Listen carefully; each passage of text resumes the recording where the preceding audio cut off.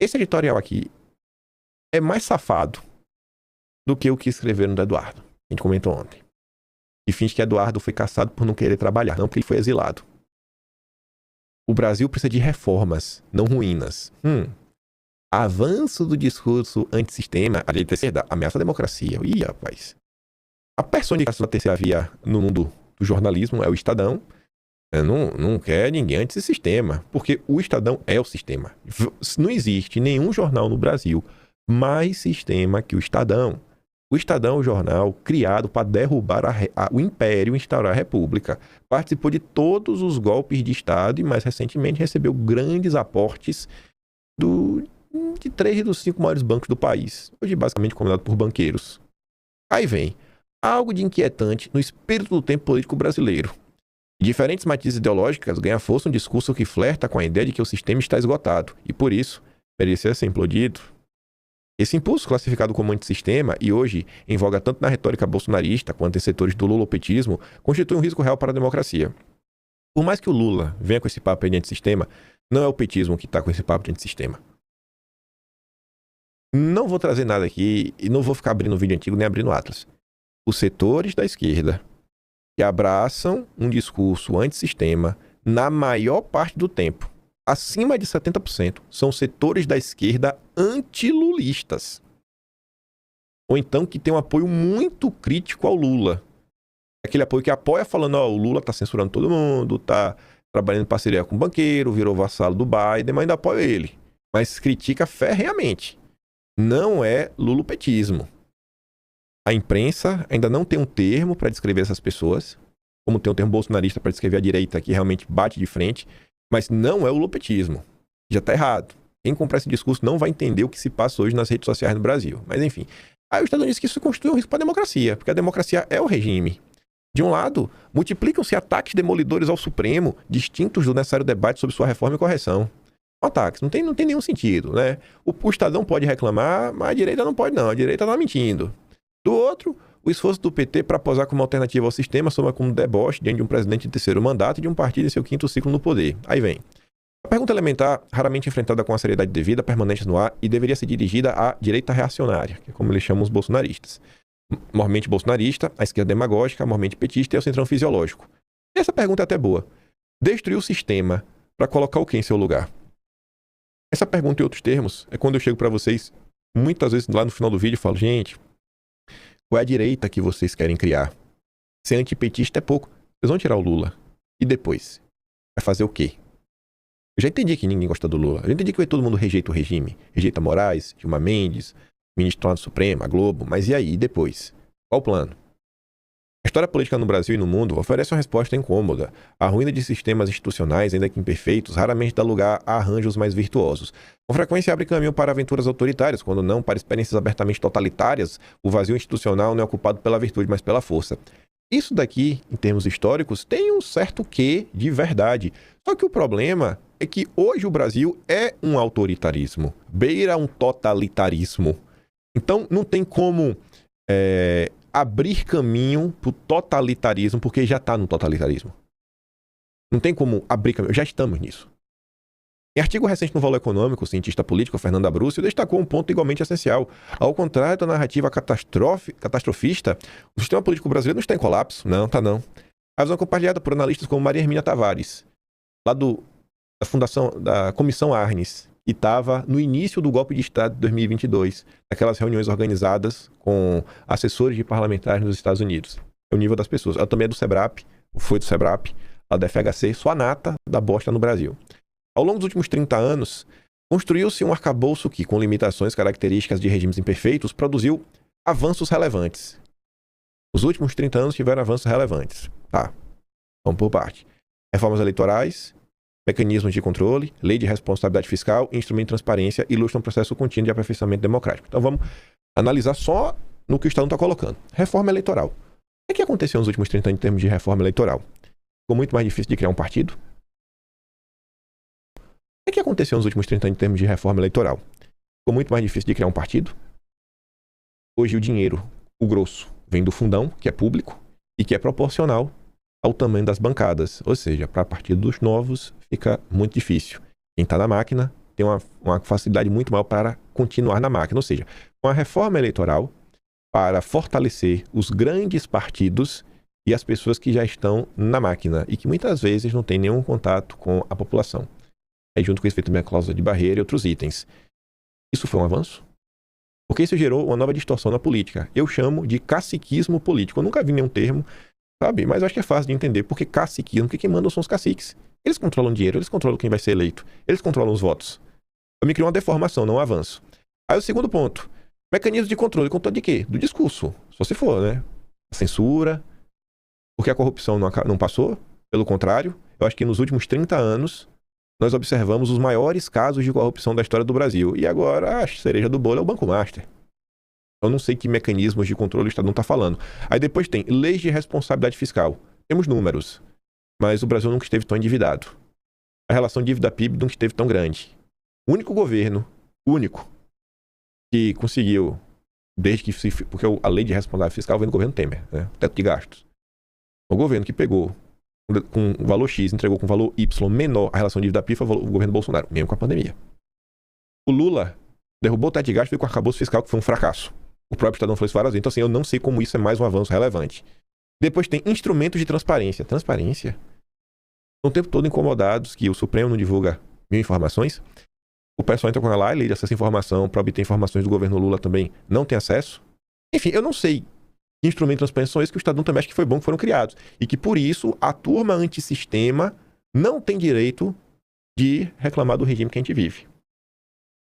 Não se trata de idealizar o sistema, mas de reconhecer que ele funciona e tem resistido a crises severas. A qual custo e a qual preço? Perseguindo muita gente, empobrecendo o país. Aí vai. O segundo parágrafo é o melhor.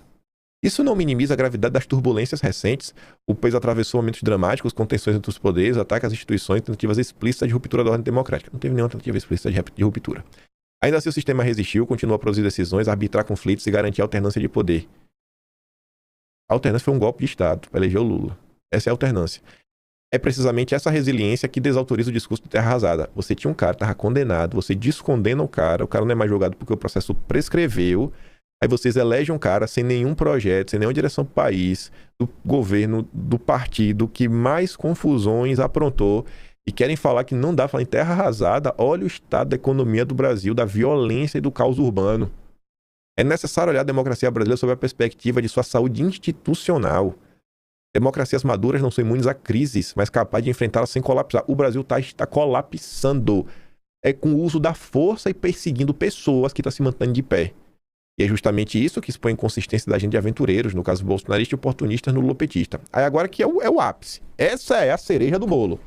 Cabe ainda a questão levantada por Abrúcio. Onde estavam, em momentos decisivos para a democracia brasileira, os atores que hoje brandem a bandeira antissistema? Olha isso aqui de vermelho.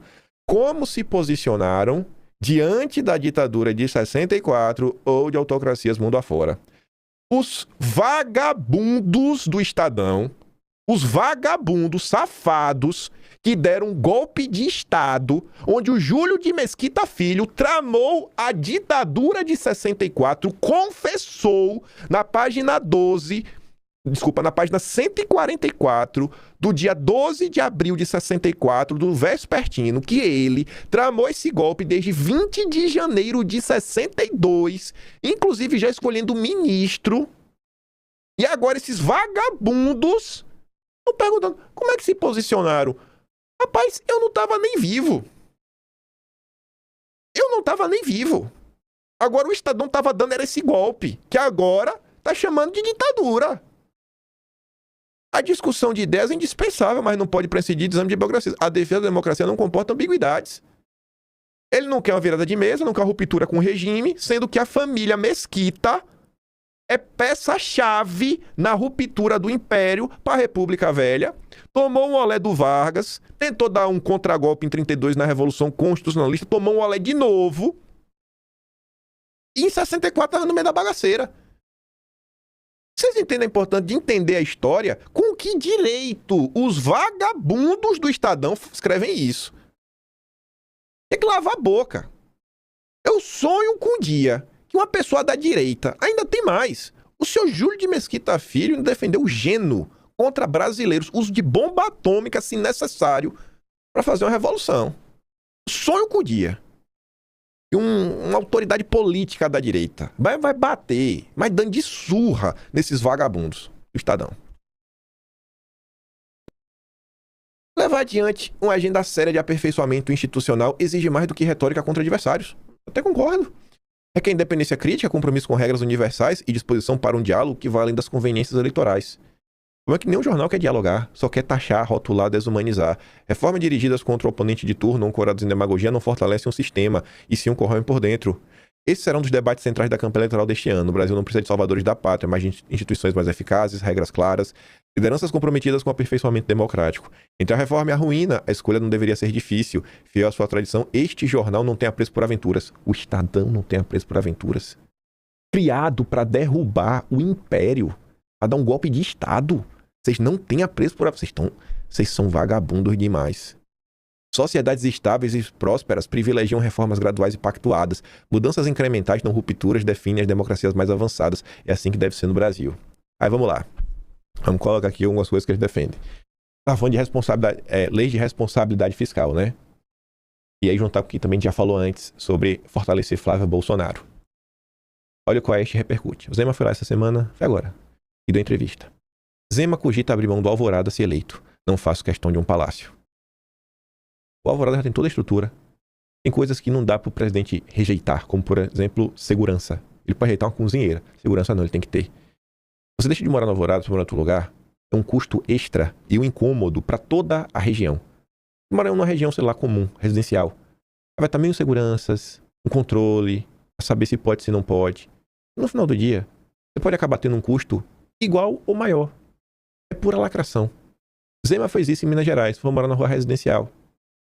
Ela PM, o dia todo, frente da casa, também gera um custo. E nisso daqui, gente, no final do dia, serve de quê? De nada. Economiza o quê? Nada. Só que olha essa discussão. Aquele cara ali, se você falar no perfil dele, você vai perceber que é um apoiador do Nicolas. Zema no primeiro turno, Flávio no segundo. Quanto mais votos o Zema tiver, mais influência ele vai ter na campanha do Flávio. E maior a chance do Flávio copiar a postura do Zema. Olha o tipo de postura que o cara quer que copie. Aí, dois bolsonaristas respondem. Na real, enfraquecer o Flávio só vai deixar o governo dele mais fraco, pois ele terá que negociar muito mais apoio no segundo turno para conseguir se eleger, deixando o governo dele amarrado. Mas o apoiador do Nicolas quer saber disso? Não quer. E o Lorde Santo complementa. A galera já sabe disso, pô.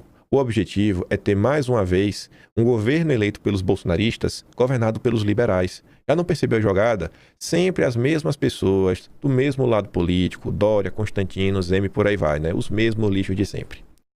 Aí quem foi aplaudir a baita ideia do Zema? O Constantino, né? Cabeça de fralda. O exemplo da austeridade tem que vir de cima. Economizar algumas centenas de reais, sei lá, R$1.000 por dia, R$2.000 por dia que vai economizar, não sei. A qual custo? Dívida total de Minas cresce 63% com Zema e ultrapassa 200 bilhões. Economiza troco. E o grosso é na casa de bilhão. Como é a austeridade? Essa é a austeridade. A boa austeridade? Você entende como o debate público no Brasil ele não é pautado por nada que realmente interfere na tua vida? É só para lavar a alma? Não importa se é o Estadão, não importa se é a direita permitida da Oeste com Constantino. Não é nada que vai mudar a tua vida. É só mentira e manipulação. E graças a Deus hoje as pessoas estão começando a acordar. Sei lá quem é ali, o César, usando a foto do Maradona. Olha o exemplo da austeridade, ó. Zema sanciona a lei que aumenta o próprio salário em 298%. Mas não precisa de um palácio não, só um salário 3 vezes maior. Será que ele abre mão das isenções que ele tem? Zema disse totalmente favorável à reforma tributária de Lula. O governo Zema deu isenção tributária, né, para umas coisas ligadas à locação de veículos, que privilegia muito o Salim Matar, que é doador do Novo.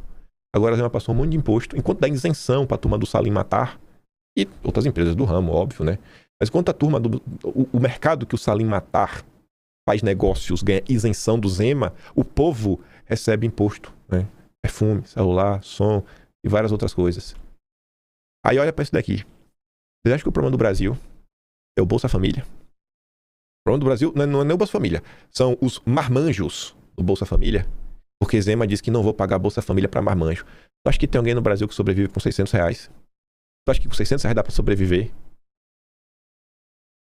Aí o Clayton dá no meio, né?